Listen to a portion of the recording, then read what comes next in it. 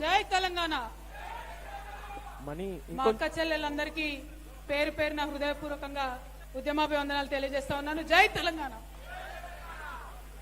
ఇవాళ ఈ సభా వేదికను నిర్వహించడానికి మరి మన కోరుట్ల నియోజకవర్గం నుండి తెలంగాణ రక్షణ సేనలో చేరుతున్నటువంటి డాక్టర్ రగన్న గారికి హృదయపూర్వకంగా తెలంగాణ రక్షణ సేన కుటుంబానికి స్వాగతం తెలియజేస్తా ఉన్నాను. మరి వాళ్ళ కోరుట్లలో రగన్న చేరడంతో తెలంగాణ రక్షణ సేనకు 1000 ఏనుగుల బలం వచ్చిందని చెప్పి నేను చాలా బలంగా విశ్వసిస్తా ఉన్నాను. మరి అదేవిధంగా జగిత్యాల నియోజకవర్గంలో మరో తమ్ముడు సోదరుడు పవన్ గారు వారి నియోజకవర్గ ఇన్ఛార్జ్ గా ఉన్నారు. యువ మిత్రులు ఇద్దరు కూడా వారి సారథ్యంలో జగిత్యాల జిల్లాలో రక్షణ సేన పార్టీ ముందుకెళ్తుందని చెప్పి నేను బలంగా నమ్ముతా ఉన్నాను. ఇదివరకు జాగృతిలో అమర్దీప్ గౌడన్న గారు, సోదరి సుజాత గారు, రమేష్ యాదవ్ గారు అనేక మంది ఈ జగిత్యాల కోరుట్ల నియోజకవర్గంలో పనిచేసినటువంటి మిత్రులంతా ఉన్నారు. మరి వాళ్ళ డాక్టర్ రఘు గారితో కలిసి సుఖేందర్ గౌడన్న గారు చేరిండ్రు. వారు చాలా సీనియర్ నాయకులు. మరి భారతీయ జనతా పార్టీలో అనేక సంవత్సరాలు పనిచేసి ప్రజల మధ్యలో ఉన్నటువంటి నాయకులు. వారు వారి సతీమణి మీనా గౌడ్ గారికి కూడా హృదయపూర్వకంగా స్వాగతం తెలియజేస్తా ఉన్నాను. మరి కోరుట్ల రగన్న గారికి ఆత్మలాగా ఉండేటటువంటి తమ్ముడు అజార్ గారు కూడా ఇవాళ పార్టీలో చేరినారు.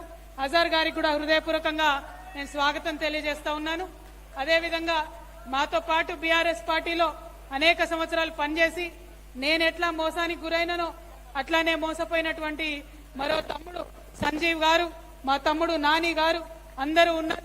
వీరందరూ కూడా ఇవాళ రక్షణ సేనలో చేరి మరి తెలంగాణ సమాజం కోసం పనిచేయాలని ముందుకొచ్చినందుకు హృదయపూర్వకంగా మీ అందరికీ స్వాగతం సుస్వాగతం తెలియజేస్తా ఉన్నాను. అదేవిధంగా ఇప్పుడు వేదిక మీద ఉన్నటువంటి గౌరవనీయులు మాజీ మంత్రివర్యులు బోడ జనార్దన్ గారికి, అనేక మంది తెలంగాణ రక్షణ సేన రాష్ట్ర స్థాయి నాయకులు తమ్ముడు శివారెడ్డి గారు, ఆర్మూర్ నియోజకవర్గ ఇన్ఛార్జ్ నవీన్ రెడ్డి గారు, ఇట్లా అనేక మంది కూడా ఉన్నారు. వారందరికీ కూడా స్వాగతం. అందరికన్నా ఎక్కువ కోరుట్లలో మన మెట్పల్లి నుండి మొదలు పెడితే కోరుట్ల దాకా బండ్ల మీద స్వాగతం తెలియజేస్తూ ర్యాలీగా నాతో కదిలొచ్చిన నిప్పురవ్వల్ లాంటి మా యువ మిత్రులందరికీ కూడా హృదయపూర్వకంగా జై తెలంగాణ. మరి చాలా సేపటి నుంచి 1 గంట నుండి ఎంతో ఓపికగా రక్షణ సేన నుండి రావాలే, అక్క మాట్లాడుతుంది, మా కోసం ఏం చెప్తుందో అని ఎదురు చూస్తున్న మా ఆడబిడ్డలందరికీ కూడా మళ్ళొకసారి మీ ఓపికకు దండాలు తెలియజేస్తా ఉన్నాం. ఇవాళ రాష్ట్రంలో మనం ఒకసారి ఆలోచించుకోవాలి. రాష్ట్రంలో పార్టీలు ఉన్నాయి. బీఆర్ఎస్ పార్టీ ఉంది, బీజేపీ పార్టీ ఉంది, కాంగ్రెస్ పార్టీ ఉంది. మరి పార్టీలన్నీ ఉండగా ఇంకొక కొత్త పార్టీ ఏమవసరం ఒక్కసారి మనం ఆలోచన చేసుకోవాలి. ఉన్న పార్టీలన్నీ చక్కగుండి ఉన్న పార్టీలన్నీ మనకు కావాల్సిన పనులు చేసి పెడితే ఇంకొక పార్టీ అవసరం ఏముంది ఒకసారి ఆలోచన చేసుకోవాలి. ఏనాడైతే బీఆర్ఎస్ పార్టీ నన్ను బయటకు గెంటేసిందో ఆనాడు నేను ఒక్కసారి కూర్చొని ఆలోచన చేసి, ఎందుకంటే ఆడబిడ్డ ఎప్పుడైనా ఇల్లు బాగుండాలనుకుంటుంది. ఆడబిడ్డ ఎప్పుడైనా తను మెట్టినిల్లైనా పుట్టినిల్లైనా తను ఉండే రాష్ట్రమైనా దేశమైనా బాగుండాలనుకుంటుంది. కానీ అదే ఆడబిడ్డ అదే ఇంట్లో అవినీతి జరిగినా ఇంకొకరికి అన్యాయం జరిగినా చూసుకుంటా ఊరుకోదు. నేను కూడా ఊరుకోలేకపోయినా. అవినీతి జరుగుతుందని చెప్పినా, అన్యాయం జరుగుతుందని చెప్పినా కొత్తగా ఇయ్యాల చెప్పలే. బీఆర్ఎస్ పార్టీ టీఆర్ఎస్ గా ఉన్నప్పటి నుంచి చెప్తానే ఉన్నా, అధికారంలోకి వచ్చినప్పటి నుంచి చెప్తానే ఉన్నా. నేను చెప్పినటువంటి అనేక విషయాల్లో చర్యలు తీసుకున్నారు, కొన్ని విషయాల్లో తీసుకోలేదు. కానీ అవినీతిని ప్రశ్నించేసరికి, బీసీ బిడ్డల గురించి మాట్లాడేసరికి, ప్రజా ఉద్యమాలు చేపట్టేసరికి ఓర్వలేనటువంటి కొన్ని గుంట నక్కలన్నీ కలిసి నన్ను బీఆర్ఎస్ పార్టీలోకి వెళ్ళి బయటకు పంపించాయి. ఆనాడు నేను ఒక మాట ఆలోచన చేసుకున్నా, నన్ను పార్టీలోకి వెళ్ళి బయటికి పంపినరు, మరి నేనేం చేయాలి? ఒక కష్టం వచ్చింది ఒక ఆడబిడ్డకు, ఏం చేయాలి? 20 ఏళ్లు పనిచేసినటువంటి వ్యవస్థను వదిలిపెట్టి ఇంట్లో కూర్చోవాలనా, లేకపోతే అదే తొవ్వల ప్రజల మధ్యలో పోయి ప్రజల కోసం పనిచేయాలనా? ఆలోచించుకుంటే నాకు ఒకటే అనిపించింది, ఖచ్చితంగా బయటకు వచ్చినాం, ఆడబిడ్డలం బయటికి వస్తే రానే రావద్దు, వస్తే మాత్రం ఇడిచిపెట్టొద్దు. బయటకు వచ్చినా కాబట్టి నాకు తెలిసింది రాజకీయ రంగంలో సేవ చేయడం కాబట్టి ఖచ్చితంగా ఈ రాష్ట్రంలో ఒక నూతన రాజకీయ పార్టీ పెట్టాలని అనుకున్నాను. పెట్టిన తర్వాత చాలా మందితో ఆలోచన చేసినాం. నేను ఒక్కదాన్ని ఏం నిర్ణయం తీసుకోలే. సమాజంలో అనేక మంది మేధావులు ఉన్నారు, భారతదేశంలో అనేక మంది గొప్ప వ్యక్తులు ఉన్నారు. అందరితో కూడా మాట్లాడినా. ఇవాళ ఏం కావాలి మన రాష్ట్రంలో, ఎవరి కోసం పెట్టాలి పార్టీ, ఎవరిని అడిగినా ఒకటే చెప్పిను, అక్క మా తెలంగాణ వచ్చి 12 ఏళ్ళు అయింది, ఇప్పటికి కూడా తెలంగాణ రాకముందు మాకెంత జీతం ఉందో మాకు గంతే జీతం ఉంది, తెలంగాణ రాకముందు మాకెంత గిట్టుబాటు వచ్చిందో ఇప్పుడు గంతే వస్తున్నది. కానీ ఖర్చులు పెరిగిపోయినాయి, ఉప్పు ధర ఎక్కువైంది, పప్పు ధర ఎక్కువైంది, నూనె ధర ఎక్కువైంది, ఇంటి ఆదాయం మాత్రం పెరగలేదు. మరి ఇవాళ మా పిల్లగాన్ని ఒక మంచి స్కూల్లో వేయాలంటే వేసే పరిస్థితి లేదు. మా ఇంట్లో ఎవరికన్నా జబ్బు వస్తే, యాక్సిడెంట్ అయితే హాస్పిటల్లో చూపించే పరిస్థితి లేదు. ఈ ఆలోచన చేసిన తర్వాత అనేక మంది మేధావులతోని, ప్రపంచవ్యాప్తంగా ఉన్న వాళ్ళతో మాట్లాడినా. నేను వాళ్ళందరితో మాట్లాడినాక ఒక 5 కార్యక్రమాలు ఎంచుకున్నా. ఈ 5 కార్యక్రమాలను నేను పాంచజన్యం అనే పేరు పెట్టుకున్నా. భగవంతుడు శ్రీకృష్ణుడు అధర్మం మీద యుద్ధం చేయాలనుకున్నప్పుడు, పేదవాళ్ల పక్షాన నిలబడాలనుకున్నప్పుడు, ఎవరూ లేని వాళ్ల పక్షాన ఉండాలనుకున్నప్పుడు ఆయన పాంచజన్యం అనే శంఖం పూరించిండు. ఆయనను స్ఫూర్తిగా తీసుకున్న పాంచజన్యం అనేటటువంటి పథకం పెట్టుకొని ప్రజల మధ్యలోకి వచ్చిన. ఏంటిది పాంచజన్యం? మొదటిది, మనందరికీ ఉచిత విద్య రావాలి. అది పేదవాళ్ళైనా సరే పెద్దవాళ్ళైనా సరే. ప్రభుత్వ స్కూళ్లలో ఉచిత విద్య ఉంది, లేదని నేను అంటలేను. కానీ ఒక మాట చెప్పాలి, ఎట్లుంటాయి మన ప్రభుత్వ స్కూళ్ళు? ఊర్లలో స్కూల్లే ఉండయి. స్కూల్ ఉంటే భవంతు ఉండదు, భవంతు ఉంటే స్కూల్ ఉంటే భవంతు ఉండదు, భవంతు ఉంటే పిల్లలు ఉండరు, పిల్లలు ఉంటే భవంతు ఉండదు. మా గద్దరన్న చెప్పిండు ఎప్పుడో, చెట్టు కింద పోరగాన్లు కూర్చుంటారు, పొద్దు తిరిగినట్టు చెట్టు చుట్టూ తిరుగుకుంటా నేర్చుకుంటారు. పిల్లలు వస్తే సార్ రాడు, సార్ వస్తే పిల్లలు రారు, పిల్లలు పంతులు ఇద్దరు వస్తే రాద్దామంటే చాక్ పీస్ ఉండదు. గసోంటి పరిస్థితుల్లో ప్రభుత్వ స్కూళ్ళు ఉన్నాయి. మరి ప్రభుత్వ స్కూళ్ళకు పంపిద్దామా? పంపిస్తున్నారా ఇవాళ ఎవరన్నా? ఎంత పేదవాళ్ళైనా కష్టపడి మా పిల్లల్ని నేను ప్రైవేట్ కు తోలుతామని తోలుతున్నారు. ఏమైతుంది ప్రైవేట్ కి తోలితే? 1000 రూపాయలు, చిన్న చిన్న పట్టణాల్లో కూడా 1000 రూపాయలు ఉన్నాయి, అవి కట్టలేని పరిస్థితి ఉంది. యహా పే జిత్నే భీ హమారే ఖవాతీన్ బైఠే హై, ఇక్కడున్న ఆడబిడ్డలందరికీ నేను చెప్తా ఉన్నా, రేపటి నాడు మీరు తెలంగాణ రక్షణ సేన పార్టీకి అవకాశం ఇవ్వండి, మమ్మల్ని ప్రభుత్వంలోకి తీసుకురండి. మీ ఇంట్లో పుట్టిన బిడ్డలందరికీ కూడా అది ప్రైవేట్, ఎక్కడ ఏ స్కూల్లో చేర్పించినా ప్రభుత్వమే డబ్బు కడుతుంది. ఒక్క రూపాయి కూడా మీరు ఫీజు కట్టే అవసరం లేకుండా మీ పిల్లల్ని చదివించుకోవచ్చు. ఎందుకు ఈ మాట చెప్తా ఉన్నా అంటే, ఆడపిల్లలకు ఒకటే ఆలోచన ఉంటది, మా పిల్లలు చదువుకోవాలి, మా పిల్లలు బాగుపడాలి, నేను పడ్డ కష్టం మా పిల్లలు పడొద్దని ఉంటది. ఇవాళ ఫీజులు కట్టలేని పరిస్థితులున్న తల్లిదండ్రులకు నేను మాట ఇస్తా ఉన్నా, రేపటి నాడు మీ ఆడబిడ్డ సర్కారు వస్తుంది, ఖచ్చితంగా వచ్చినప్పుడు ఫీజు మొత్తం కూడా గవర్నమెంటే భరిస్తుంది. అదే విధంగా వైద్యం, ఇవాళ ప్రభుత్వ ఆసుపత్రికి పోతే సూది ఉంటే దూది ఉండదు, దూది ఉంటే సూది ఉండదు. ప్రభుత్వ ఆసుపత్రికి పోతే రకరకాల విచిత్రమైన పరిస్థితులు ఉన్నాయి. ఆరోగ్యశ్రీ అంటురు. ఆరోగ్యశ్రీ ఎట్లుంటదమ్మా మనకు తెలియదా? అరచేతికి దెబ్బ తగిలితే ఆరోగ్యశ్రీ ఉంటది, మోచేతికి దెబ్బ తగిలితే ఆరోగ్యశ్రీ ఉండదు. అటువంటి అనేకమైన రూళ్లు పెట్టి ఇబ్బందులు పెట్టే పరిస్థితి ఉన్నది. వెంటనే ఏం చేస్తాం? మనం ప్రైవేట్ హాస్పిటల్కి పోతాం. ప్రైవేట్ హాస్పిటల్కి పోతే లక్షలలో అవుతుంది, ఇలా లక్షలలో అవుతుంది ఖర్చు. కానీ అడిగేటోళ్ళు లేరు, ఇచ్చేటోళ్ళు లేరు. నేను మాట ఇస్తా ఉన్నా, తెలంగాణ బిడ్డ మాట అంటే మాటనే ఉంటది, తప్పేది ఉండదు. పైగా ఒక ఆడబిడ్డ మాట ఇచ్చిందంటే ఎట్లుంటాం ఆడబిడ్డలం? మనం చేసేదే చెప్తాం, చెప్పింది ఖచ్చితంగా చేస్తాం. నేను మీకు మాట ఇస్తా ఉన్నా, ఉచిత వైద్యం, ఎంత పెద్ద హాస్పిటల్కి పోయినా, ఎంత పెద్ద రోగమైనా, మన తెలంగాణలో ఏ ప్రైవేట్ హాస్పిటల్కి పోయినా ఉచిత వైద్యం ఖచ్చితంగా మన కుటుంబంలో ప్రతి ఒక్కరికి మీ ప్రభుత్వమే దగ్గరుండి కడుతుంది.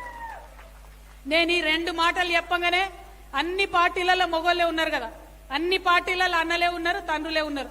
వాళ్ళందరూ నా మీద పడిపోయాను. యాడికెళ్ళి ఇస్తావు, పైసలు ఏడున్నాయి అంటారు. నేను ఒకటే మాట చెప్తా ఉన్నా, మీరు తిండి బంద్ చేయండి, మీరు అవినీతి సొమ్ము తినడం బంద్ చేయండి, పేదవాళ్లకు విద్య వస్తుంది, పేదవాళ్లకు వైద్యం కూడా వస్తుంది. నేను లెక్కలేసి చూపిస్తా ఉట్టిగా మాట్లాడేదాన్ని కాదు. నేను చదువుకున్న దాన్ని దేవుడి దయ వల్ల. ఒకప్పుడు మా అమ్మ కలగన్నది పట్టుబట్టి నన్ను ఇంగ్లీష్ మీడియం స్కూల్ వేస్తే ఆమె దయతో అమెరికా దాకా పోయి చదువుకొని వచ్చిన. ఆ తెలివితేటలతోనే చెప్తున్నా, ఈ రాష్ట్రంలో ఉన్న బడ్జెట్ ఇప్పుడున్న బడ్జెట్ తోనే ఉచిత విద్య ఇవ్వచ్చు, ఉచిత వైద్యం ఇవ్వచ్చు. మీరు టిఆర్ఎస్ పార్టీని గెలిపించండి, ఈ రెండు నేను ఇచ్చి చూపిస్తా. ఇక మూడవది, మస్తు ప్రభుత్వాలు వస్తున్నాయి పోతున్నాయి, అందరూ కూడా యూత్ గురించి మాట్లాడతారు. కానీ ఎవ్వరు కూడా యూత్ కు ఒక్క రూపాయి కూడా ఇవ్వలేదు. Not even a single rupee ఎవరు కూడా యూత్ నమ్మి ఇవ్వలేదు. మగ పిల్లలకి ఇవ్వలేదు, ఆడపిల్లలకి ఇవ్వలేదు. అందరు చదువుకుంటున్నారు, ఉద్యోగాలు రానటువంటి పరిస్థితి ఉంది. ఓ చిన్న వ్యాపారం చేయాలంటే మళ్ళా తల్లిదండ్రులు అడుక్కోవాలి, భూమి తనఖా పెట్టాలి. ఇక్కడున్న మా యూత్ అందరు కూడా చెప్తున్నారు నాతోని, అక్క మేము ఒక బైక్ కొనుక్కోవాలంటే మా అమ్మ దగ్గరకు పోయి అడగాలి. మా అమ్మ గ్రూప్ లో పోవాలి, 10 మంది ఆడవాళ్లతో కలిసి పైసలు ఎత్తాలి. ఆమె ఇచ్చే లక్షన్నరతోని నేను బండి కొనుక్కోవాలి. పోనీ ఎవరన్నా తమ్ముడు ఒక ఆటో కొనుక్కుంటా ఒక 3 లక్షల రూపాయలు అవుతాయంటే మళ్ళా అదే పరిస్థితి. వయసు వచ్చిన పిల్లలై ఉండి, వయసు వచ్చిన ఆడపిల్లలైనా మగపిల్లలైనా డిగ్రీలు చేసి పీజీలు చేసి మళ్ళా తల్లిదండ్రుల్ని పైసలు అడుక్కోవాలంటే నామోషి అనిపిస్తుందని అన్నారు. అందుకే వాళ్ళ కోసం ఆలోచన చేసిన. నేను ఇవాళ మీకు మాట ఇస్తా ఉన్నా, నేను మా యూత్ ని నమ్మదలుచుకున్నా, మా ఆడపిల్లల్ని నమ్మదలుచుకున్నా, మా మగపిల్లల్ని నమ్మదలుచుకున్నా. మీకు ఏమన్నా ఐడియా ఉండని బిజినెస్ ఐడియా, 2 లక్షల నుంచి 20 కోట్ల వరకు, 2 lakhs to 20 crores, మీకు ఏమన్నా ఐడియా ఉండనియండి. Without banks, without bank intervention, without any guarantee, మీ గవర్నమెంటే గ్యారంటీగా, నేనే మీకు గ్యారంటీగా ఉండి మీరు బిజినెస్ చేసుకోవడానికి నేను అవకాశం ఇస్తా. చేయండి. ఒక గూగుల్ క్రియేట్ చేయండి, ఒక అమెజాన్ క్రియేట్ చేయండి, ఒక మైక్రోసాఫ్ట్ క్రియేట్ చేయండి. ఆ చేసిన వాళ్ళు ఎవరు గొప్పోళ్ళు గారు. ఆయా దేశాలల్లో ఆ ప్రభుత్వాలు వాళ్లకు డబ్బు ఇస్తాయి కాబట్టి, ఆ యువతకు వడ్డీ లేకుండా రుణాలు ఇస్తాయి కాబట్టి వాళ్ళు యూత్ చేయగలిగిండ్రు. ఇవాళ మనందరం వాట్సాప్ వాడతాం, లక్షల కోట్ల బిజినెస్ చేస్తుంది వాట్సాప్. ఏమైనా బ్రహ్మ విద్య నాది? మన దగ్గర కూడా అందరు కంప్యూటర్ చేసిన పిల్లలు ఉన్నారు, గట్టికి కూర్చుంటే వాట్సాప్ చేయగలుగుతారు. ఆ డబ్బు నేను ఇస్తా, మీ అక్కగా, మీ చెల్లిగా, మీ సోదరిగా, బ్యాంకులతో సంబంధం లేకుండా మా యూత్ నమ్మి నేను డబ్బు ఇవ్వాలనుకుంటున్నా. అది మనం 3వ కార్యక్రమంగా పెట్టుకున్నాం పాంచజన్యంలో. ఇక 4వ కార్యక్రమం మన రైతన్నల గురించి. అందరు వస్తారు, రైతులకు ఏం చెప్తున్నారు? పెట్టుబడి నేను ఇస్తాను ఒకలంటారు, ఇంకోటి అంటారు. ఆయన పెట్టుబడి ఎక్కువిచ్చింది కాబట్టి నేను ఇంకొంచెం ఎక్కువిస్తాను ఇంకొక ఆయన అంటాడు. కానీ ఇప్పుడున్న ప్రభుత్వం ఇచ్చింది తక్కువ, ఎగ్గొట్టింది ఎక్కువ. రుణమాఫీ చేస్తామని వాళ్ళు అన్నారు, రుణమాఫీ చేస్తామని వీళ్ళు అన్నారు. రుణమాఫీ చేద్దామని ప్రయత్నం చేస్తే ఇప్పుడు కూడా రైతులు చాలా మంది, 50% మంది మాకు రుణం మాఫీ కాలేదని అంటారు. చాలా మంది రేవంత్ రెడ్డి గారు ఏం చెప్పారు ఆయనకు,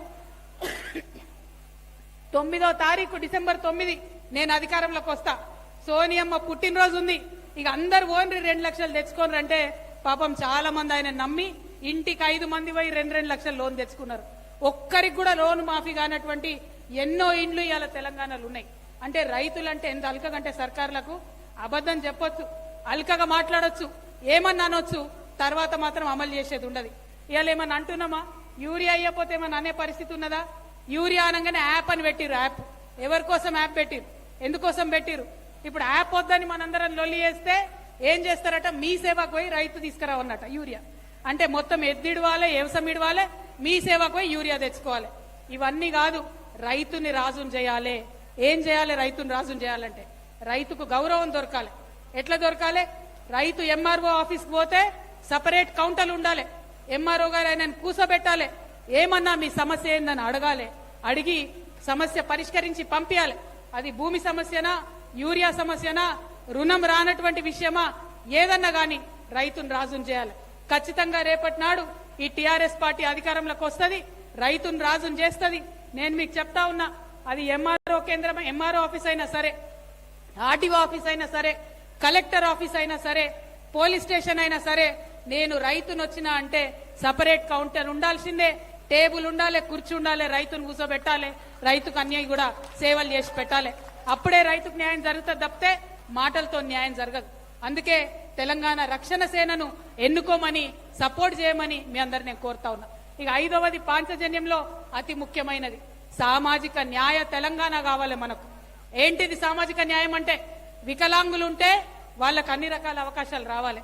ఇలా రేవంత్ రెడ్డి గారు మహిళలకు ఫ్రీ బస్ అని పెట్టిండు. ఏం జరుగుతుంది? మహిళలకు ఫ్రీ బస్ అని పెడితే బస్సు డ్రైవరు బస్ స్టాండ్ ఆపుతలేడు, భయపడి బస్ స్టాండ్ అవతల ఆపుతాడు.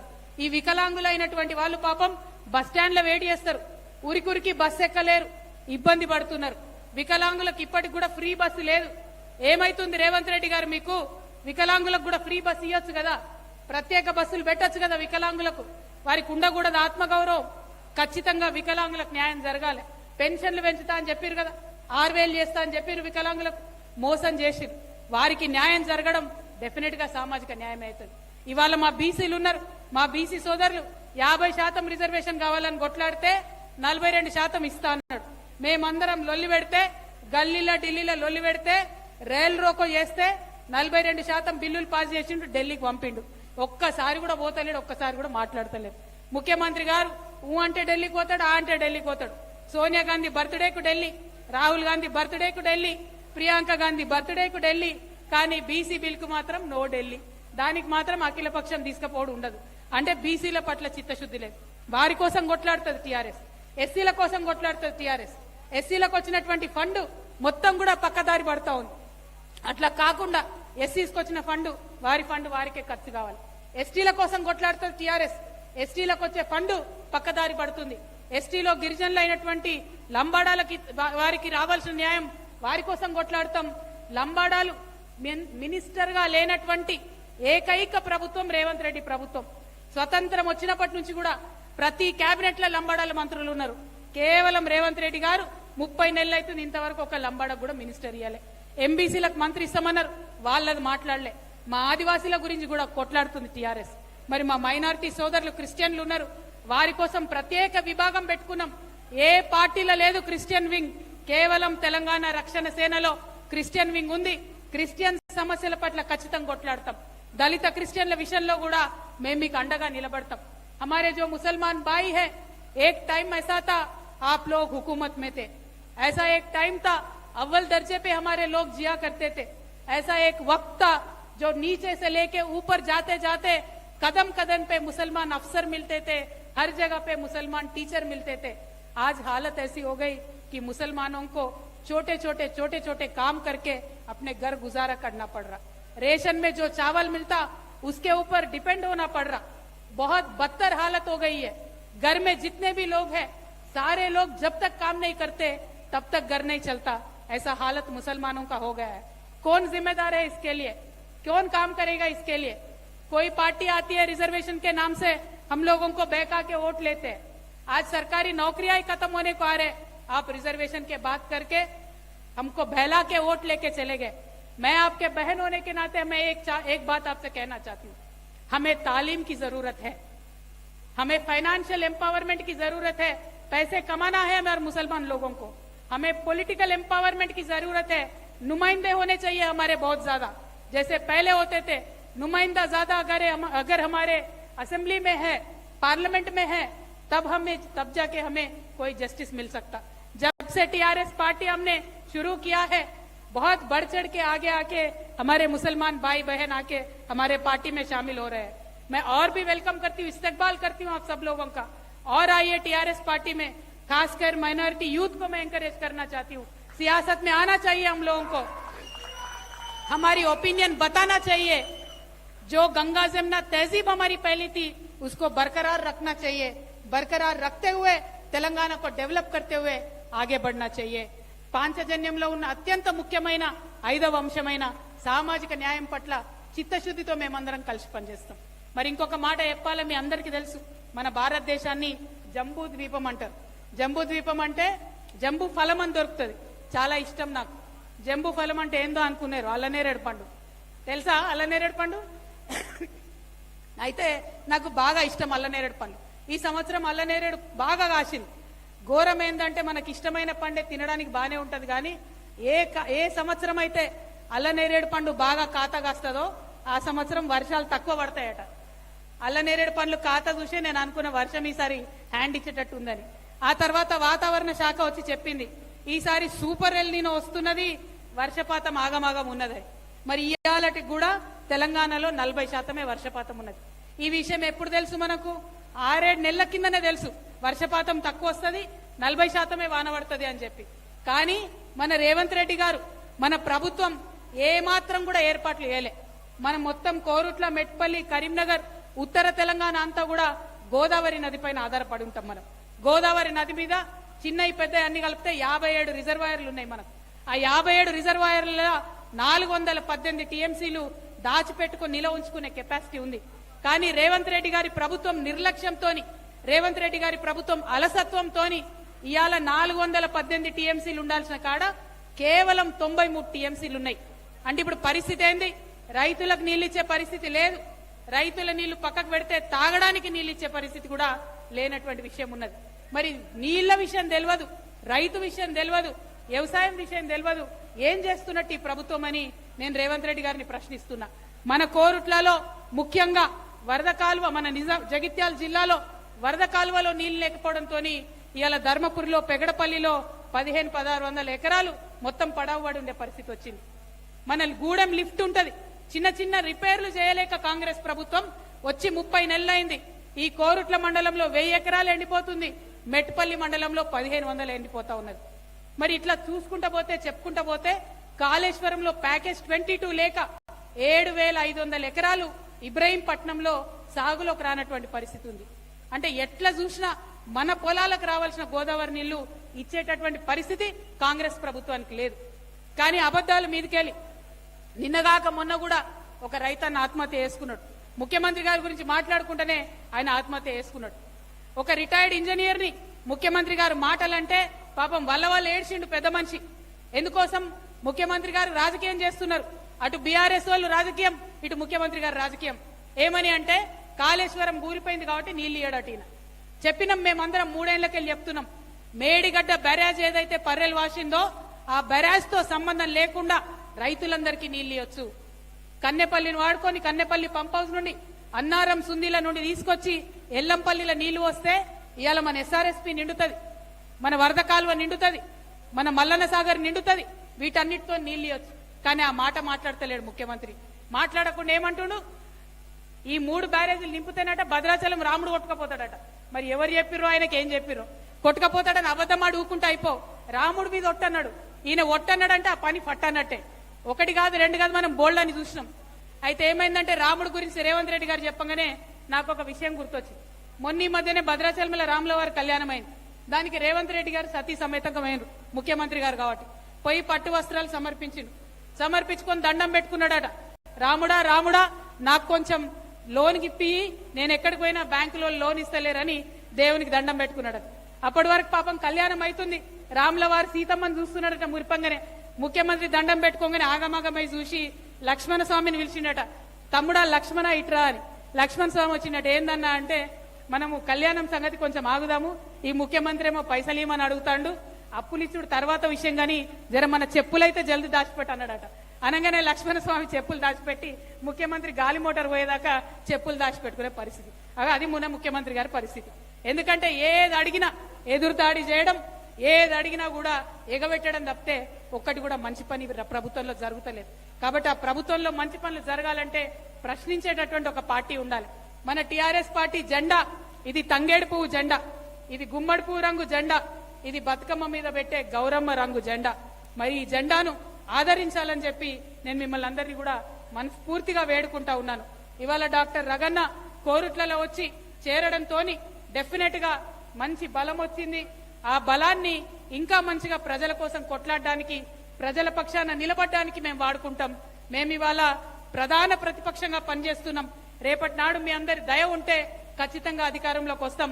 వచ్చి ఇప్పుడు దాకా చెప్పిన పనులన్నీ కూడా చేసి పెడతాం. మరి రగన్న అన్ని పార్టీలు నమ్ముకొని మోసపోయింది అన్నారు. అన్న అన్ని పార్టీలు అన్నలు ఉన్నారు కదన్న, మోసం చేస్తారు. ఇది అక్క పార్టీ, మోసం ఉండదు. ఖచ్చితంగా ఖచ్చితంగా ఖచ్చితంగా రగన్నను అసెంబ్లీకి పంపేది ఖాయం. రగన్న నిలబడ్డప్పుడు కోరుట్ల, మెట్పల్లి ప్రజలందరూ కూడా మరి రగన్నకు సహకరించాలి, వారికి ఓటేయాలి, వారిని గెలిపించాలని చెప్పి మనస్ఫూర్తిగా మిమ్మల్ని అందరినీ కోరుతున్నా. నిజంగా ఈ కోరుట్ల, నిజామాబాద్ పార్లమెంట్ ప్రజలందరికీ కూడా మళ్ళొకసారి నేను చేతులు జోడించి నమస్కరిస్తా ఉన్నా. ఎందుకంటే మీరందరూ ఓటేయడం వల్లనే నేను పార్లమెంటుకు పోయి ఇవాళ దేశంలో అంతా కూడా గుర్తుపట్టే పరిస్థితి ఉన్నది. మీ దయతోని నేను ఇవాళ 10 మంది నన్ను గుర్తుపట్టేటటువంటి స్థాయికి ఎదిగిన. మరీ ముఖ్యంగా కోరుట్ల, మెట్పల్లిలో ఉన్న ఎవరైతే ముసల్మాన్ సోదరులు ఉన్నారో आप सबको मैं तहे दिल से और एक बार शुक्रिया अदा करना चाहती हूँ, क्योंकि हर टाइम आप हमारे साथ रहे, हर टाइम आप हमारे बहन, आप मुझे अपने बहन मान के एक फैमिली मेंबर का आपने दर्जा दिया। पूरे पार्लियामेंट के हल्के में मुसलमान भाइयों ने वो रेस्पेक्ट मुझे दिया। तो इसी रिलेशनशिप से, इसी रिश्ते से मैं आपसे मांगती हूँ कि आप टीआरएस पार्टी का तायद करिए, रगन्ना को सपोर्ट कीजिए, पवन को सपोर्ट कीजिए, टीआरएस पार्टी को आगे बढ़ाइए, हम आपके लिए काम करेंगे। Thank you. जय तेलंगाना, जय तेलंगाना, जोहार तेलंगाना मर वीरुలకు, జోహార్ తెలంగాణ మర వీరులకు। కొనసాగిస్తాం ప్రొఫెసర్ జయశంకర్ గారి ఆశయాలను, కొనసాగిస్తాం ప్రొఫెసర్ జయశంకర్ గారి ఆశయాలను। జై తెలంగాణ।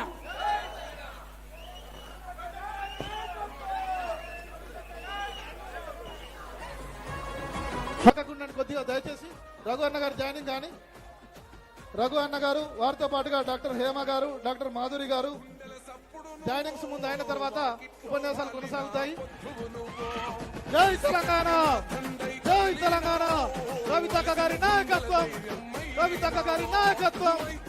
జోహార్ తెలంగాణ అమర వీరులకు, జోహార్ తెలంగాణ అమర వీరులకు, జై తెలంగాణ టిఆర్ఎస్ పార్టీ। ఇవాళ పార్టీలో చేరుతున్నటువంటి మిగతా అందరందరికీ, అన్నదమ్ములందరికీ కూడా కలుగుతూ ఉన్నాం। దయచేసి అందరూ తమ తమ స్థానాల్లో కూర్చోవలసిందిగా కోరుతూ ఉన్నాం।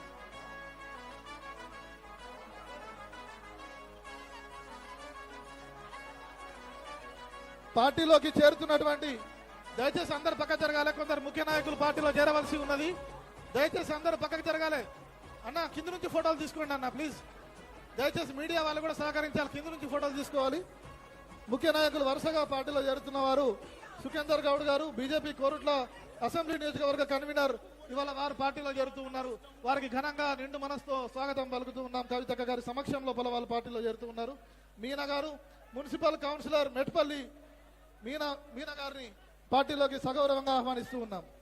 మైనార్టీ యువజన విభాగం నాయకులు అజర్ గారిని పార్టీలోకి ఆహ్వానిస్తూ ఉన్నాం।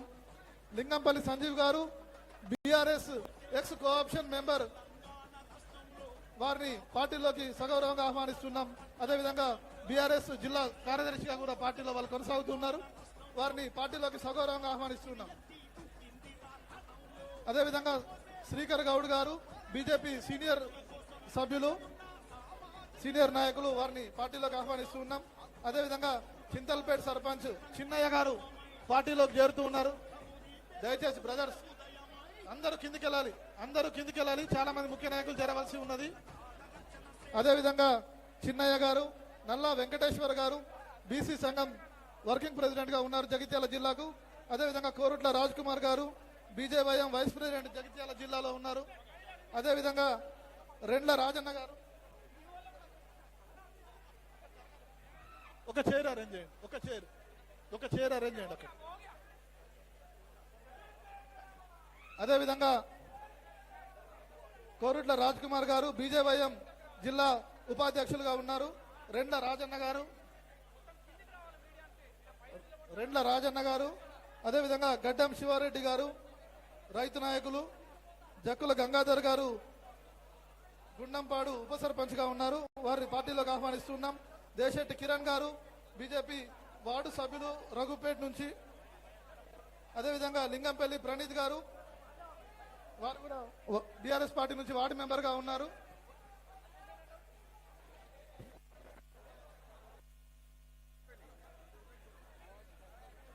అడ్డగట్ల సంతోష్ గారు కోరుట్ల నుంచి, బీజేపీ మండల నాయకులు, ఇబ్రాహీంపట్నం మండల నాయకులు మల్లేష్ గారు, అబ్దుల్ ముఖీం గారు కాంగ్రెస్ పార్టీ మైనార్టీ పట్టణాధ్యక్షులు, అదేవిధంగా చెట్లపల్లి దేవేందర్ గౌడ్ గారు బీజేపీ సీనియర్ నాయకులు, వీళ్ళందరూ కూడా ఇవాళ కవితక్క గారి సమక్షం లోపల పార్టీలో చేరుతూ ఉన్నారు। వాళ్ళందరికీ కూడా పేరు పేరున స్వాగతం పలుకుతూ,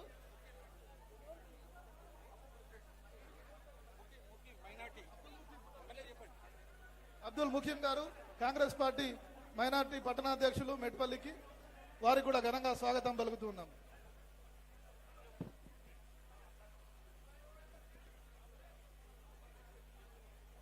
మేడి పండు లాంటి తెలంగాణ రాష్ట్ర అభివృద్ధిని పొట్ట విప్పి చూపెట్టి ఈ రాష్ట్రంలో జరిగిన అవకతవకలన్నింటినీ బయటకు తీసుకొచ్చి గత 12 ఏళ్ల కాలం లోపల అటు బీఆర్ఎస్ పార్టీలో అయినా ఇటు కాంగ్రెస్ పార్టీలో అయినా తెలంగాణకు ఒరిగిందేముంది, తెలంగాణ ప్రజలకు జరిగిందేమున్నది అని చెప్పి ఒక ధిక్కార స్వరాన్ని వినిపించి మనతో పాటు కలిసి నడుస్తూ ఉద్యమ సమస్యల్ని ముందుకు తీసుకొని ప్రజల సమస్యల పైన పోరు నగారా మోగించినటువంటి మన కాలపు రాణి రుద్రమ కవితక్క గారిని ఈ యొక్క కార్యక్రమాన్ని చేరుకున్నారు. వారికి స్వాగతం పలుకుతూ మొదటగా మాట్లాడవలసిందిగా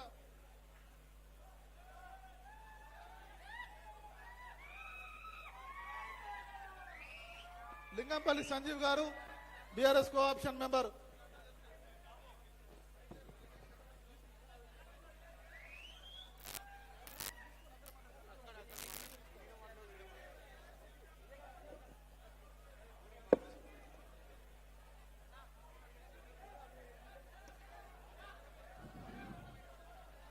ఈనాటి పాంచజన్య సంకల్ప సభకు మనందరి ఆదరాభిమానాలు పొంది తెలంగాణ రాష్ట్రంలోనే ఒక గొప్ప మహిళా శక్తిగా ఎదిగి మహిళలకు సాధికారిత నింపి తెలంగాణ సంస్కృతి స్వభావాన్ని బొడ్డమ్మ రూపంలో ప్రతి గల్లీకి ప్రతి వాడకు చేర్చినటువంటి మన తెలంగాణ ఆడపడుచు మన అక్క కవితక్క గారికి, ఆమె కేసీఆర్ ఎంతో కవితక్క అంత, టిఆర్ఎస్ పార్టీకి కేసీఆర్ ఎంతో కవితక్క అంత, ఎవ్వరు కూడా చేయలేరు. కేసీఆర్ తర్వాత only dynamic lady tiger the కవితక్క. కవితక్క తిరగని ఊరు లేదు, కవితక్క ఆడని బొడ్డమ్మ లేదు.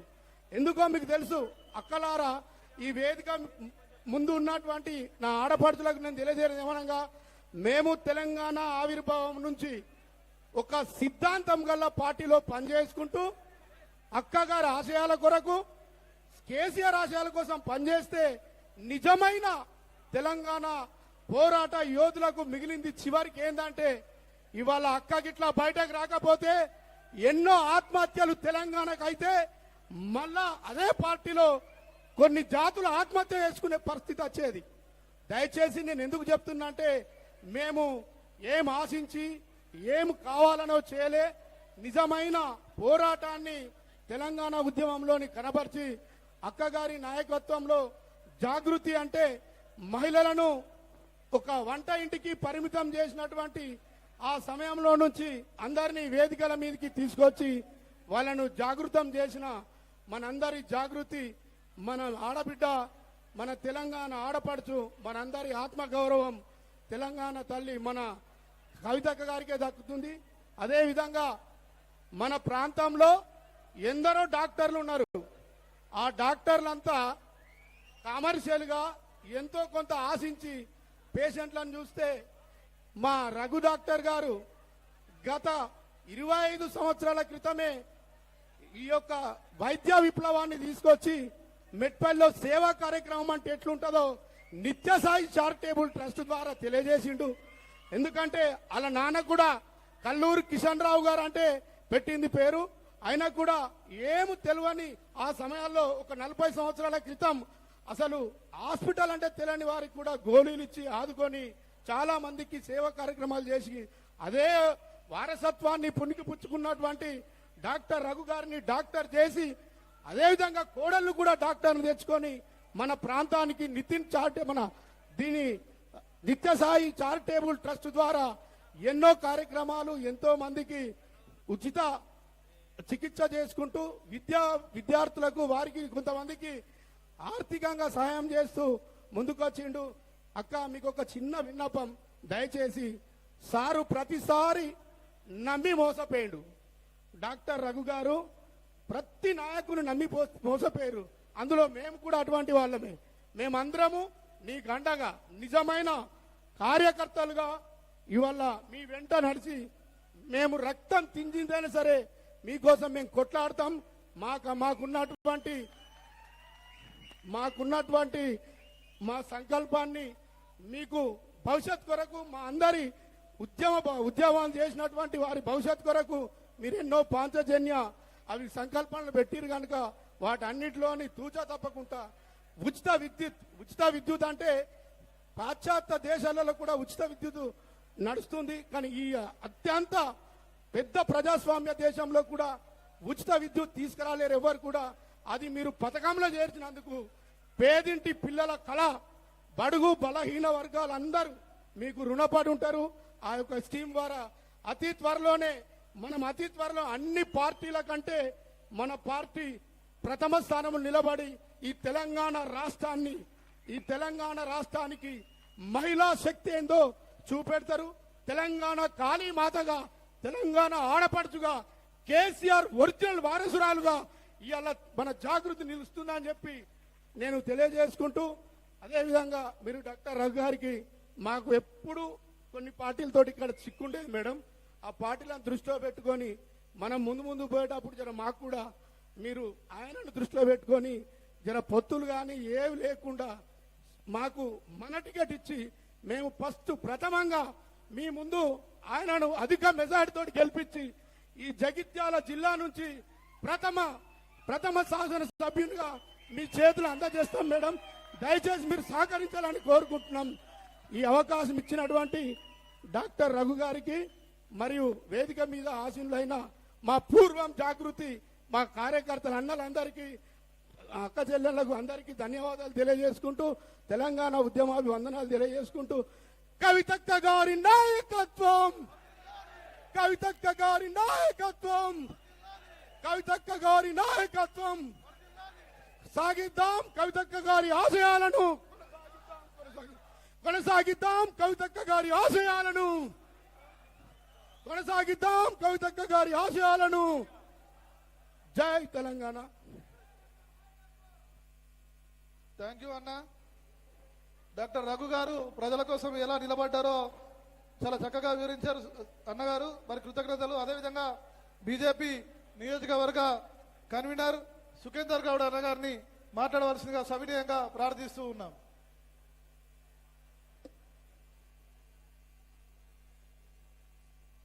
అధ్యక్ష స్థానంలో ఉన్నటువంటి గౌరవనీయులు కవితక్క గారికి, అదేవిధంగా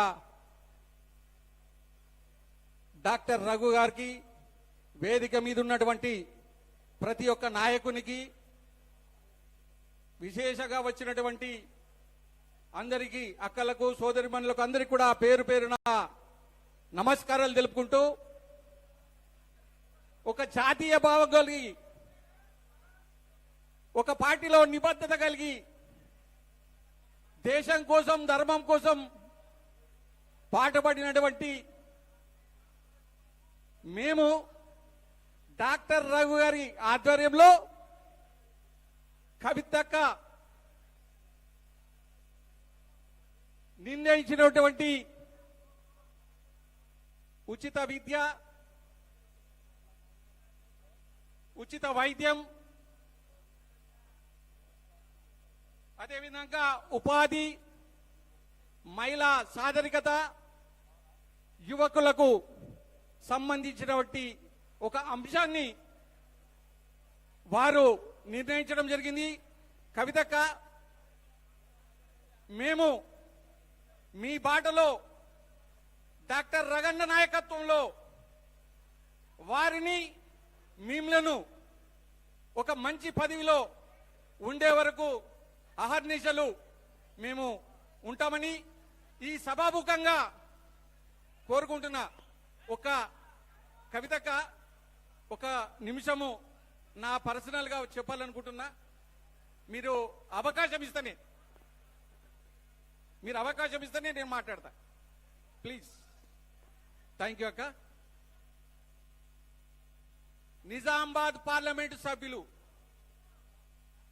నేను, నా సతీమణి 4 సార్ల మెట్పల్లి కౌన్సిలర్ గా గెలిచినాం.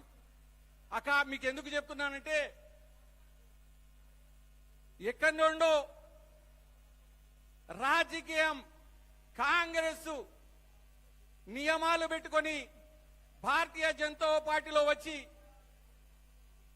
మొత్తం నిజామాబాద్ పార్లమెంటును సర్వనాశనం చేస్తున్నటువంటి ప్రబుద్ధుడు అందరికీ తెలుసు. కవితక్క ఆయనకు విధి విధానం తెలియదు. ఆనాడు ఎన్నో ఆశయాలు కల్పించి నిజామాబాద్ పార్లమెంట్ లో ఒక ఉడుమును వచ్చినట్టు చూసుకొని పార్టీని భ్రష్టు పట్టిస్తున్నాడు. ఈయనే నిజాం నవాబు కాదు, వారి గురించి నేను తెలియదు, కానీ ఈయన మాత్రం నిజామాబాద్ నవాబుగా మేము చెప్పుకుంటున్నాం. ఎందుకంటే ఆయనకు విధి విధానం లేదక్క. ఏది కూడా ఆయన ఒకటి చెప్తాడు, ఒకటి చేస్తాడు. అందులో భాగంగా మీ ఆశయం ఏదుందో, మీ ప్రణాళిక ఏదుందో కట్టుబడి రగన్న ఆధ్వర్యంలో తూచా తప్పకుండా ఆనాడు మేము ఎట్లా 35 సంవత్సరాలు పార్టీ కోసం జాతీయ భావం కలిగి మేము పార్టీ చేసినామో అక్క మీ ద్వారా రగన్నను గెలిపించేంత వరకు అది కోట్ల కాన్సెన్స్ కావచ్చు, మిట్టిపల్లి కాన్సెన్స్ కావచ్చు, కానీ మీరు ఎన్నో మోసాలకు గురైండు. సంజీవ్ గారు చెప్పినట్టు ఎన్నో అవమానాలకు గురైండు. కానీ ఒక డాక్టర్ వృత్తిని ఎంచుకొని ఇద్దరు భార్యాభర్తలు అహర్నిశలు కష్టపడి వాళ్ళ కష్టం చెప్పడానికి లేదు. నేను దగ్గరుండి ఒక ఫ్యామిలీ మెంబర్ గా చెప్తున్నా, మీరన్న అవకాశం ఇచ్చి మీ చేతిలో ఉంచుకొని వారిని ఖచ్చితంగా కోట్ల అసెంబ్లీ స్థానానికి కావచ్చు, మెట్టిపల్లి స్థానం కావచ్చు, వారి దగ్గరుండి గెలిపిస్తారని మీ అందరితోటి మేము ఉంటామని కోరుకుంటూ జై హింద్, జై తెలంగాణ.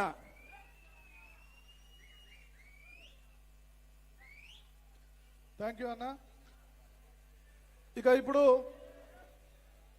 ఈ కోరుట్ల నియోజకవర్గం లోపల కవితక్కతో పాటు కలిసి మేము కూడా నడుస్తాము. మా అన్నదమ్ములు అందరం కలిసి ఇవాళ మీ నాయకత్వం లోపల టిఆర్ఎస్ పార్టీలో చేరుతాం అక్క అని చెప్పి ముందుకు వచ్చినటువంటి ప్రజా వైద్యులు డాక్టర్ రఘు గారిని మీ అందరి మధ్యలోంచి ఎదిగినటువంటి బిడ్డ వారిని మాట్లాడవలసిందిగా సవినయంగా ప్రార్థిస్తూ ఉన్నాను. డాక్టర్ రఘు అన్న. జై తెలంగాణ. జై తెలంగాణ. పాంచజన్య సంకల్ప సభకు ఈరోజు తెలంగాణ రక్షణ సేన అధ్యక్షురాలు మన కవితమ్మ ఇక్కడి నుంచే పాంచజన్యం పూరించడానికి వచ్చినందుకు అందరూ చప్పట్లతో ఒకసారి అక్కకు ధన్యవాదాలు చెప్పాలి.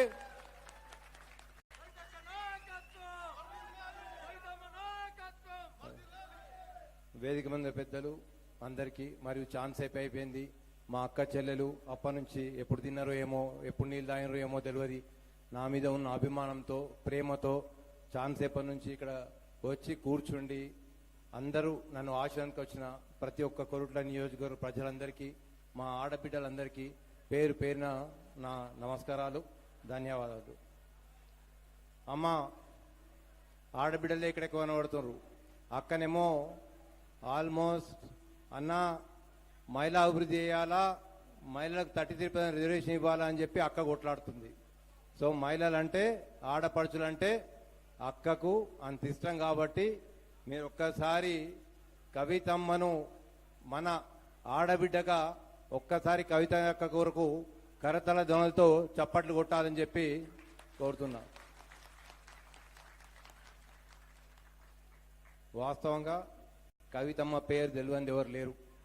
ఒక పార్టీ బీఆర్ఎస్ పార్టీ ఒక క్రమంలో బాగా తగ్గినప్పుడు కవితమ్మ గారు తన ఆడపడుచుతోటి కలిసి బతుకమ్మను తీసుకొని బయలుదేరి ప్రతి తెలంగాణ ఆడబిడ్డకు ఒక ఉత్తేజాన్ని నింపి ఉద్యమంలో పాల్గొని ఈరోజు మనకు తెలంగాణ రావడానికి కేసీఆర్ గారి తర్వాత మన కవితమ్మ గారు పనిచేశారు. ఒక్కసారి మిత్రులారా ఒక్కసారి ఆలోచించండి. మనం ఏమైతే నిధులు, నీళ్లు, నియామకాలు అనుకున్నామో అవన్నీ వాటి కొరకు కష్టపడి తెచ్చుకున్న తెలంగాణ ఈ 12 సంవత్సరాల్లో ఏమీ కాలేదు. మళ్ళీ ఎక్కడికి పోయింది. మన ఉద్యోగాలు లేవు, మన యువత అట్లనే ఉంది. ఎక్కడ చూసినా మళ్ళీ అరాచకము, అంతా దౌర్భాగ్యమైన పరిస్థితి.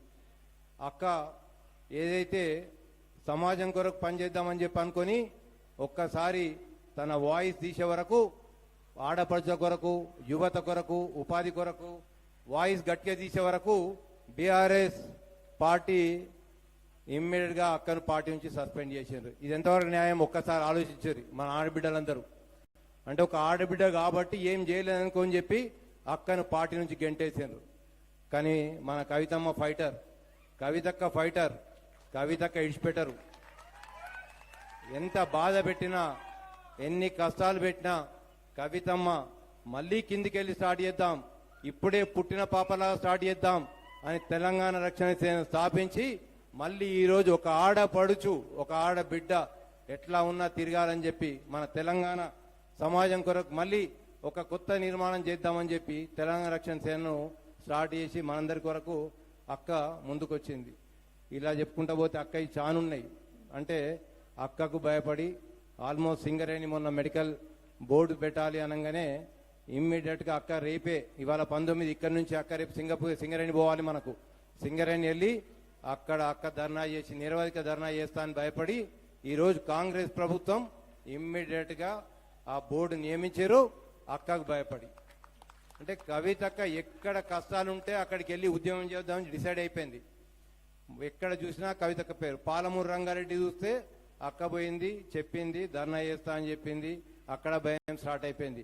అక్క కాంగ్రెస్ పార్టీని నడిపిస్తుంది. ఎందుకు? మన సమాజం కొరకు, మన సమాజ శ్రేయస్సు, మన యువత ఉద్యోగాలు రావాలని చెప్పి. ఇక మన దగ్గరికి వస్తే మీకు తెలుసు, కల్వకుంట్ల విద్యాసాగర్ రావు 4 సార్లు చేసినారు, తనేడు ఒకసారి చేస్తుండు.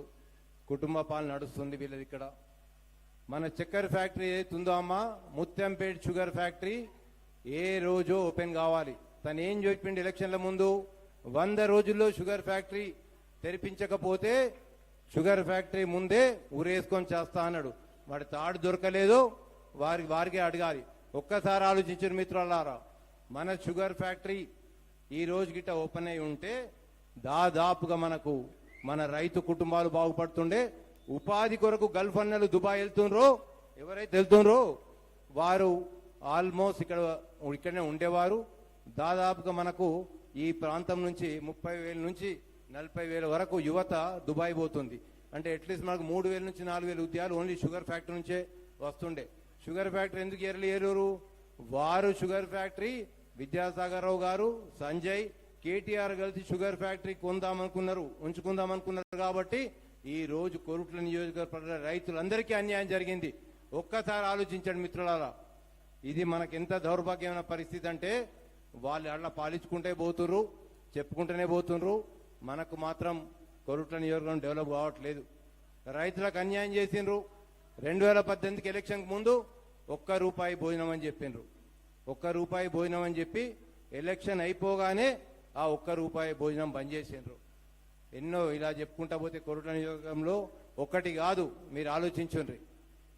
ఏవైతే మన అక్కలున్నారో, అమ్మలున్నారో, బీడీ కార్మికులు దాదాపు మనకు ప్రతి ఇంటికి ఉన్న కుటుంబాలు కొరుట్ల నియోజకవర్గంలో మనకే కనబడతా ఉంటాయి. మీరు కొరుట్ల మనకు బీడీ కార్మికులు ఉన్నారు. ఇప్పటి వరకు బీడీ కార్మికులకు ఆసుపత్రి లేదు.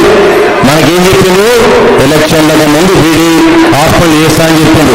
రోగంతో బాధపడుతున్న మన ఆడబిడ్డలందరికీ ఇప్పటికీ బీడీ ఆసుపత్రి లేదు. చెప్పడం ఒకటి, చేయడం ఒకటి వాళ్ళకి అలవాటు. అంటే ఇక్కడ ఉన్న వేదిక మీద చాలా మంది సాక్ష్యం ఉన్నారు.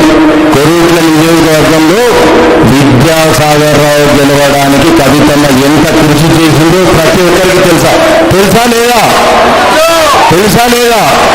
అంటే కవితమ్మ అంత గట్టిగా కష్టపడితే కానీ ఆయన గెలిచే పరిస్థితి కాదు. చాలా మంది ప్రతి ఒక్కరిని కలుపుకొని అక్క వచ్చి నిజామాబాద్కి వచ్చి చాంకర్ని చూస్తుంటుంది. వైరల్ ఫీవర్ ఉన్నా వచ్చి ప్రతి ఒక్కరిని కలుపుకొని ఎలాగైనా గెలిపించాలి. తనకు ఒకటే పంతం, నా పార్లమెంట్ లో 7 అసెంబ్లీని గెలిపించాలని చెప్పి కష్టపడ్డ కవితమ్మకు ఇదే నాయకులందరూ దూరం చేశారు కవితకు ఓడగొట్టడానికి. ఇది సత్యం. ఈ ఒక్కసారి మనం కోట్ల ప్రజలు ఒక్కసారి ఆలోచించాలి. అక్క రెండోసారి కూడా, మొట్టమొదటిసారి ఏదైతే బ్యాంక్ ఓటు వచ్చిందో అక్కకు దాదాపు రెండోసారి కూడా 4 లక్షల వచ్చింది. మిగతా వాళ్ళు ఎవరో డమ్మి అభ్యర్థుల వల్ల నష్టం జరిగిందంటే ఈ అసెంబ్లీ అభ్యర్థులు ఎవరైతే 7 ఉన్నారో అక్కను ఓడగొట్టడానికి శత విధాల ప్రయత్నించు. దీని ఎంత కేటీఆర్ ఉన్నారనుకుంటా నేను. అంటే ఆ రోజు నుంచే ఆడబిడ్డను ఇంటికి గెంటేద్దామని చెప్పి డిసైడ్ అయిపోయిన వాళ్ళు ఇప్పుడు బయటకు వచ్చారు. కానీ ముదిరి ఇన్ని సంవత్సరాలకు అక్కని బయటకు ఇంటికి గెంటేశారు. ఒక్కసారి దయచేసి ఆలోచించండి. కవితమ్మ స్టార్ట్ చేసి తెలంగాణ రక్షణ సేన మనందరి కొరకు మన కుటుంబాల బాగోగుల కొరకు ఇక్కడ కవితమ్మ వస్తే బీడీ కార్మికులకు హాస్పిటల్ వస్తుంది. కవితమ్మ నిలబడ్డారంటే రేపు చెరుకు ఫ్యాక్టరీ మన ఓపెన్ అవుతుంది. వాళ్ళ కుటుంబాలు పుట్టలు గడ నడవనియని అక్కొస్తేనే భయం. ఇవాళ అక్కొస్తే ఇంతమంది వేలాది మంది తరలి వచ్చిండ్రు అంటే వాళ్ళకి నిద్ర పడతలేదు. చిన్న చిన్న విషయాలకు కూడా వాళ్ళ కూపుగాడు స్టార్ట్ అయిపోతుంది. దయచేసి ఒక్కసారి ఆలోచించండి. కవితమ్మకు ఎంత అన్యాయం జరిగిందో సొంత పార్టీ వాళ్ళే చేసేది, వేరే వాళ్ళు చేయలేదు. ఇంటికెళ్ళి నెట్టేస్తామా, ఒక ఆడబిడ్డని ఇంటికెళ్ళి నెట్టేస్తే బయటకు వచ్చి పార్టీ పెట్టుకుంటే ఆ పార్టీ మీద కంప్లైంట్ ఇచ్చి ఈ టీఆర్ఎస్ పార్టీ కవితమ్మకి ఇయ్యద్దు, కవితమ్మకు టీఆర్ఎస్ ఇస్తే మా బీఆర్ఎస్ భూస్థాపితం అవుతుంది, ఈమె ఆగది అని చెప్పి ఈ రోజు కవితమ్మ వెంటబడి 1000 మంది కంప్లైంట్ ఇప్పించారమ్మా.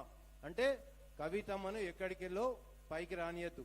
అంటే మన తెలంగాణ సంస్కృతితో ఆడబిడ్డని గౌరవించే విధానం బీఆర్ఎస్ పార్టీలో కనబడుతుందని చెప్పి అనుకుంటున్నాను నేను. ఒక్కసారి ఆలోచించుర్రి. ఈసారి మనము కవితక్కను భారీ మెజారిటీ తోటి ప్రతి ఒక్కరూ ఆదరించి తెలంగాణలో మనం అన్ని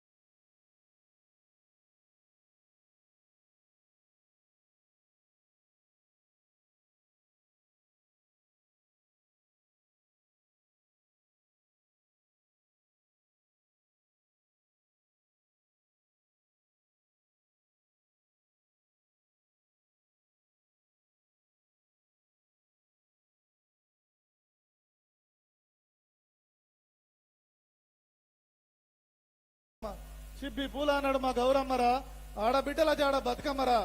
తెలంగాణ ప్రాంతంలో ఉన్నటువంటి మనందరికీ కొండ గుర్తాయి. మన ఇంటికి ఆడబిడ్డ అయిన బతుకమ్మ అవమానాలకు గురైతుంటే ఆ బతుకమ్మనెత్తుకొని కవితమ్మ ముందు కదిలి తెలంగాణ ఉద్యమాన్ని గ్రామాన రాజేసిన సంగతి మీ అందరికీ తెలుసు. ఇవాళ అదే కవితక్క మరోసారి ఒక రాజకీయ పార్టీతో